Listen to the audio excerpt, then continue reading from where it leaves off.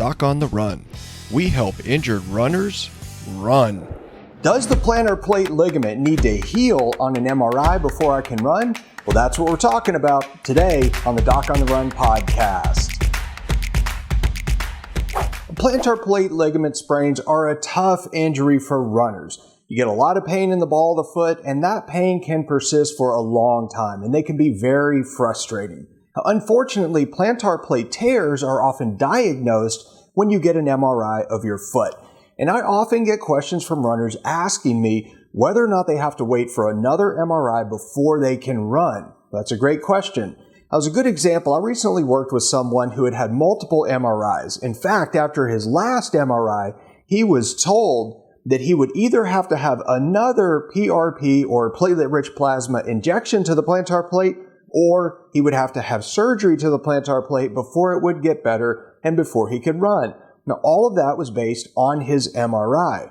Now, he went through the plantar plate course to try to learn some more about how to deal with his plantar plate injury, and after we did a couple of calls, well, he got back to full running, back to full training, and back to competing in half Ironman races. Now, again, results may vary and all that sort of stuff. You've got to talk to your own doctor. But the point of this is really simple. He did not need another MRI. He did not need surgery, and he did not need to have a plantar plate ligament injection with PRP. You cannot rely on the MRI. I've talked about this over and over in a number of episodes, and a lot of times the MRIs make plantar plate ligament injuries look worse than they actually are. There are a number of different ways to assess the plantar plate ligament, and an MRI is just one of them.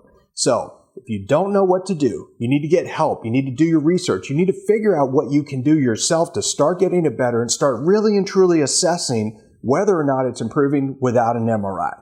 Otherwise, get a second opinion if your doctor doesn't cater to runners. So, hopefully you found this episode useful. If you like it, please share, please subscribe, and I'll see you in the next training. Listen, no matter where you are in your running injury recovery, if you feel stuck, if you're losing your running fitness, if you're confused about what you should do next, I created something for you that can really help if you're recovering from an injury, you know you're getting weaker, you want to get stronger, and you don't want to get left behind. You got to take the running injury quiz to help you figure out exactly what's needed to speed up your running injury recovery wherever you are in that process right now. I promise it's going to give you some things that you can think about that you can actually be doing differently based on your unique circumstances right now. You got to go check it out, go through the quiz, and I promise it'll help you. You can get it free. It's at docontherun.com/quiz. So go check it out now.